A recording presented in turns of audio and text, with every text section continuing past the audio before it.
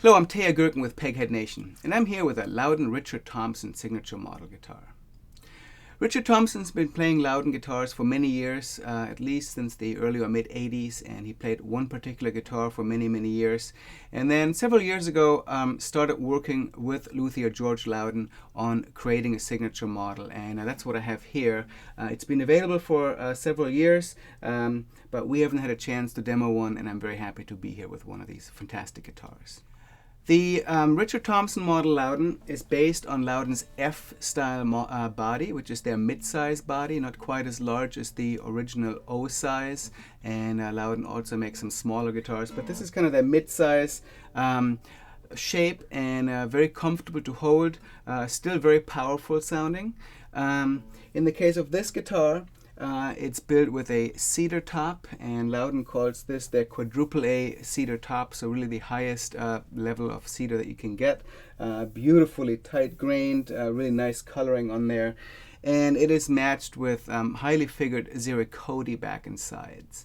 Ziricote tends to be compared to sort of the rosewood family of woods in terms of its tonality.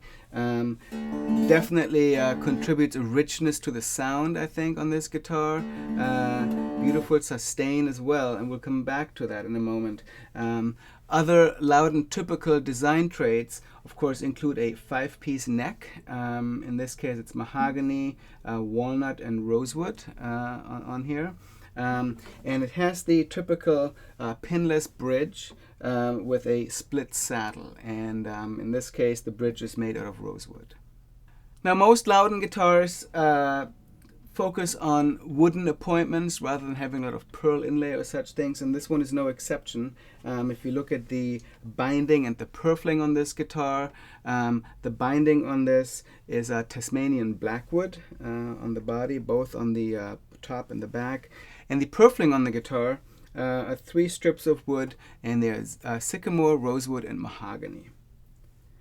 Same is true for the rosette, where the wooden strips are combined with a thin abalone ring. The fingerboard is also bound, but it is bound in ebony with a little strip in between the actual binding and the fingerboard itself.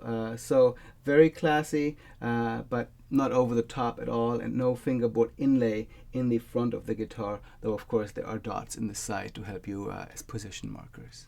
The ziricote used for the back and sides is also used for the peghead veneer on the front, and if we flip it around, it also has ziricote on the back, and there's a set of Goto 510 tuners. They're golden metal casings with black buttons on this guitar. So the guitar is an incredibly dynamic instrument. You heard me play it in Dadgad in the beginning to this, playing a little bit of Banished Misfortune. Super responsive. If I'm playing it with a soft touch with fingerstyle, or if I'm digging in a little bit harder, like if I'm doing a little bit this kind of finger picking that you might use to accompany a song with, for example.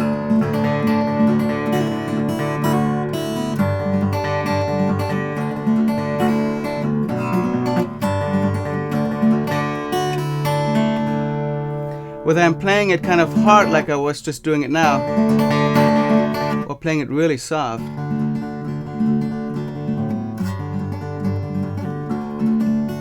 the guitar is really able to unfold quite a complex tone, and really responds well to what you're throwing at it with your right hand. And that's really a beautiful quality in that. It's very, very loud. There are not very many guitars that produce this much volume when you're playing in fingerstyle, and that's something that is true of a lot of Lowdens, especially their cedar top models.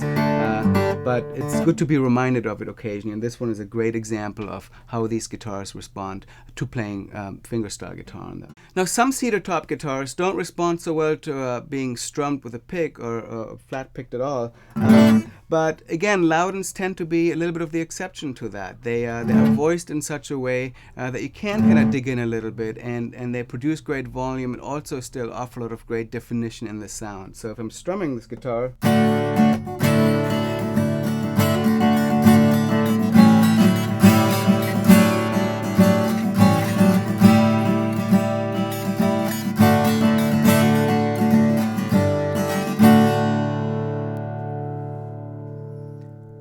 Again, a very powerful sound. It sounds to me like it is a little bit more focused than some Lowden guitars. For example, I have an 010, which is cedar and mahogany, and it doesn't tend to have the focus that you get with this slightly smaller body that this guitar has. So really a great sound that, as Richard shows us all the time, works great both on stage and in the studio, and it's just really a joy to play an instrument like this.